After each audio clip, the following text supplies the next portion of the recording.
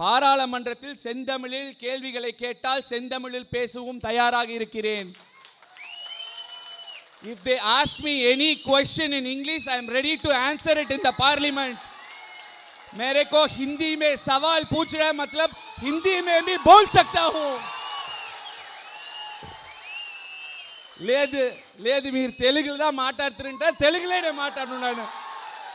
இப்படிப்பட்ட இளைஞர்களுக்கு 36 வயசுல என்ன போற இளைஞர்களுக்கு இங்க இருக்கிற அண்ணன்மார்கள் எடப்பாடி அவர்கள் வாய்ப்பு கொடுத்திருக்காருன்னா, இளைஞர்களுக்கான ஒரே இயக்கம் அனைத்து இந்திய அண்ணா திராவிட முன்னேற்ற கழகம். இங்க வேட்பாளர் நாங்க இல்ல, இங்க வேட்பாளர் நாங்க இல்ல, இங்க வேட்பாளர் புரட்சி தமிழரின் திட்டமும் எங்கள் அண்ணன் மாண்புமிகு எஸ்பி வேலுமணி அண்ணன் அவர்களும். ஆனா அவங்க வேட்பாளரா இருந்தாலும் எங்களை நம்பியோ யாரை நம்பி அவங்க எங்களுக்கு சீட்டு கொடுக்கல. எங்க முன்னாடி உட்கார்ந்து இருக்கிற ஆயிரக்கணக்கான தொண்டர்களாகிய உங்களை நம்பிதான் கொடுத்திருக்காங்க. எப்ப கூப்பிட்டாலும் ஓடோடி வந்து எங்களுக்காக கண்டிப்பாக நீங்க எல்லாம் வேலை செய்யணும், நாங்க கட்சிக்காக விசுவாசமா இருந்திருக்கோம், உங்களை அணுகி இருக்கிறோம், உங்களை நம்பி இருக்கிறோம். கண்டிப்பாக அண்ணன் அவர்களின் தலைமையில் அண்ணன் கூறும் அனைத்தையும் கேட்டு மாபெரும் வெற்றியை நீங்கள் பெற்றுத்தர வேண்டும் என்று கூறி, இந்த நேரத்திலே இந்த மீடியாலேயே பேசிட்டு இருக்கிறாரு அண்ணாமலை, பேரை சொல்ல வேண்டாம்னு நினைச்சேன், ஏன்னா அவரு தான் பயப்படுறாரு, அப்ப நம்மளும் பயப்படுறோம்னு நினைச்சிட்டு போறாரு. அவருக்கு ஒரு சவால், கோயம்புத்தூர்ல எங்க வேணா மேல போடுங்க, என்ன மொழியில வேணா பேசலாம், உங்களுக்கு தெரிஞ்ச எனக்கு தெரிஞ்ச மொழியில எத்தனை பேர் வேணா கூப்பிடுங்க, பாஜக நிர்வாகிகளை கூட கூப்பிடுங்க, கோயம்புத்தூர் வளர்ச்சிக்காக பேச நான் தயார். நீங்கள் தயாரா?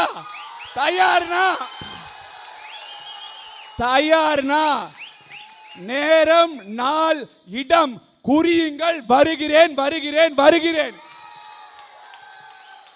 அண்ணாமலை நின்னா 1.5 லட்சம் ஓட்டுன்னு சொன்னாங்க, வித்தியாசத்தில் ஜெயிப்போம். இல்ல, வேற யாராவது நின்று இருந்தாதான் 1.5 லட்சம் ஓட்டுல ஜெயிச்சிருப்போம். ஏன்னா கடந்த ஒரு வருஷமா புரட்சி தலைவி அம்மாவை பற்றியா இருந்தாலும் சரி, அனைத்து இந்திய அண்ணா திராவிட முன்னேற்ற கழக தொண்டர்களின் உணர்வுகளை புண்படுத்தும் அளவிற்கு நம்ம கட்சிக்கார உணர்வுகளை புண்படுத்திட்டு, நம்ம கட்சி கோட்டையான கோயம்புத்தூர்ல எஸ்பிவி என்ன கோட்டையில வந்து நம்ம கட்சிக்காரங்க ஜெயிக்க விட்டுருமா?